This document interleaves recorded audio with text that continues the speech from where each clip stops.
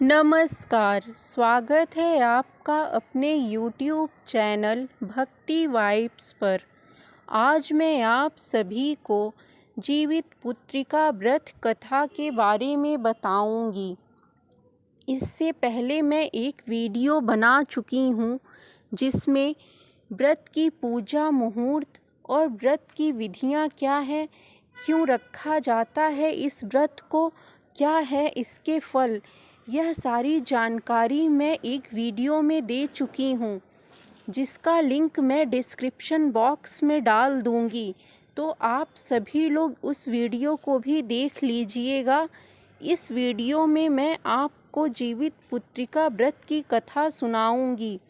Video को अंत तक ज़रूर सुनिएगा, क्योंकि जो भी महिलाएं बहनें इन व्रत को रखती हैं और इस कथा को नहीं सुनती हैं तो उन्हें इस व्रत का पूर्ण फल प्राप्त नहीं होता है। तो चलिए अब सुनते हैं जीमूत वाहन भगवान की व्रत कथा को। भगवान जीमूत वाहन इस व्रत के एकमात्र देवता हैं। इनकी कथा ईश्वर प्रदत्त है।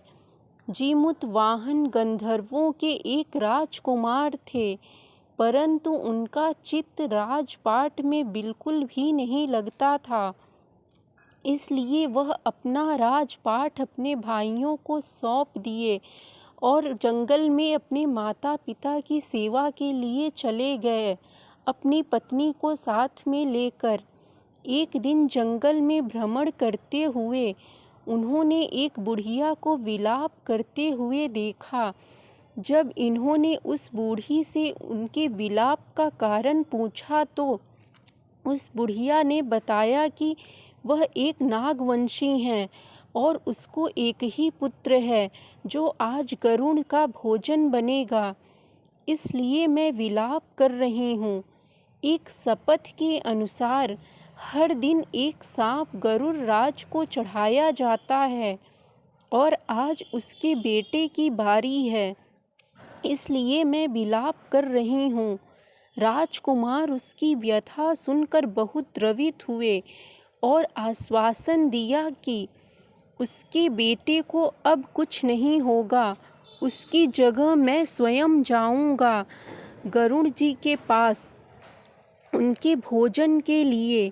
ऐसा बोलकर राजकुमार स्वयं उस चट्टान पर लेट गए।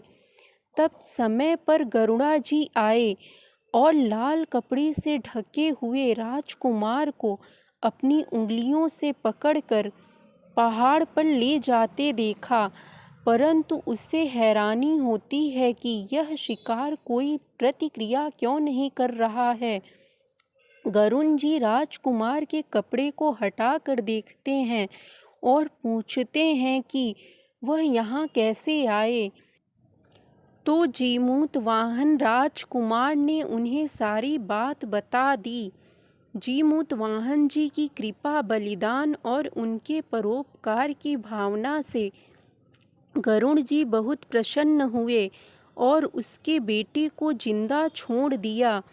साथ ही उन्हें वचन दिया कि वह आगे से किसी भी सांप को भोजन नहीं बनाएंगे। मान्यता है कि तभी आकाशवाणी हुई कि आज के दिन जो भी जीमूत वाहन की पूजा अर्चना करेगा उसके संतान की आयु लंबी और खुशहाल होगी। तभी से यह व्रत परंपरा में आ गया और महिलाएं इस व्रत को बहुत श्रद्धा विश्वास से करने लगी। चलिए सुनाते हैं अब इस व्रत की दूसरी कथा को, चीलो सियारो की कथा। इस व्रत की एक दूसरी कथा भी बहुत प्रचलित है। उस कथा के अनुसार एक जंगल में एक चील और एक सियार नर्मदा नदी के पास रहते थे। एक दिन दोनों ने कुछ महिलाओं को आज के दिन व्रत पूजा करते देखा, तो इन्हें भी इच्छा हुई कि इन दोनों ने उपवास व्रत रखा, परंतु सियारिन को भूख बर्दाश्त नहीं हुआ, तो उसने चुपके से एक मरा हुआ जानवर खा लिया। परंतु चील ने पूर्ण समर्पण के साथ उपवास व्रत रखा अब दूसरे जन्म में यह दोनों चील और सियार सगी बहनें बनकर जन्म लिया। यथा समय दोनों बहनों को जब बच्चे हुए तो चील के बच्चे स्वस्थ और खुशहाल रहते, परंतु सियार के बच्चे हमेशा कमज़ोर होते और मर जाते थे। इससे सियारों को बहुत क्रोध और जलन होती थी तथा उसने कई बार चील के बच्चों को मारने की कोशिश भी की, पर हर बार असफल रहती और उसका प्रयास शुभ परिणाम में बदल जाता। एक बार उसने चील के बच्चों को मटकी से जहरीला सांप भर कर भेज दिया, लेकिन जब बच्चों ने उसे खोला तो फूलों का हार निकल आया। फिर दूसरी बार उसने एक झपोले में हड्डा भर कर भेजा तो बच्चों ने जैसे ही उस झपोल को खोला तो सारे हड्डे बूंदी बन गए। तब चील ने उसे पिछली जन्म की बात बताई कि कैसे उसने व्रत के दिन छुपकर मरा हुआ जानवर खाया था, जिसके पाप स्वरूप इस जन्म में उसे बच्चे नहीं जीवित हो रहे हैं। तब उस दिन से सियारों भी व्रत करने लगी तो उसे भी संतान का सुख प्राप्त हुआ। तब से जीमूत वाहन देव की पूजा व्रत किया जाने लगा। चलिए जानते हैं जीवित पुत्रिका व्रत की तीसरी कथा के बारे में। पौराणिक मान्यताओं के अनुसार महाभारत युद्ध के दौरान अपने पिता की मृत्यु के बाद अश्वत्थामा बहुत दुखी व नाराज थे। इस दुख और नाराजगी के चलते उनके मन में बदले की भावना भड़क रही थी। अपनी इसी क्रोध के आगे बेबस होकर वे पांडवों के शिविर में घुस गए। जब वो अंदर गए तो उन्होंने देखा कि शिविर के अंदर 5 लोग सो रहे थे, जिन्हें उन्होंने पांडव समझकर मार डाला, परंतु असल में वे सभी द्रौपदी की 5 संतानें थीं।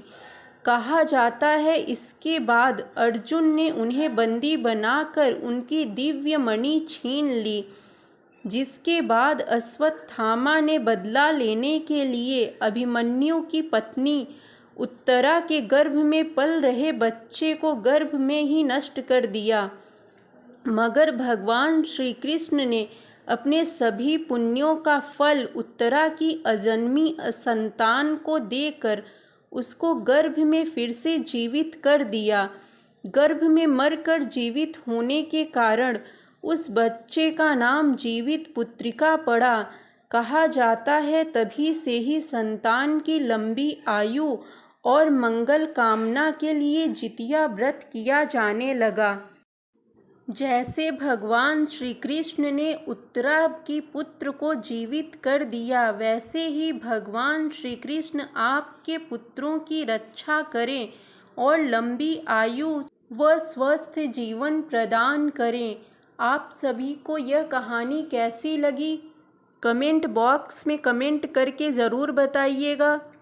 राधे राधे लिखना मत भूलिएगा और इस वीडियो को लाइक करिए, शेयर करिए, चैनल को सब्सक्राइब ज़रूर करिएगा, जैसे मैं आप सभी तक ऐसी ही जानकारी देती रहूं। चलिए तो इस वीडियो को यहीं पे समाप्त करते हैं। नेक्स्ट वीडियो में मैं आप सभी को बताऊंगी कि जितिया व्रत में महिलाओं को कौन कौन सी गलती भूल कर भी नहीं करना चाहिए।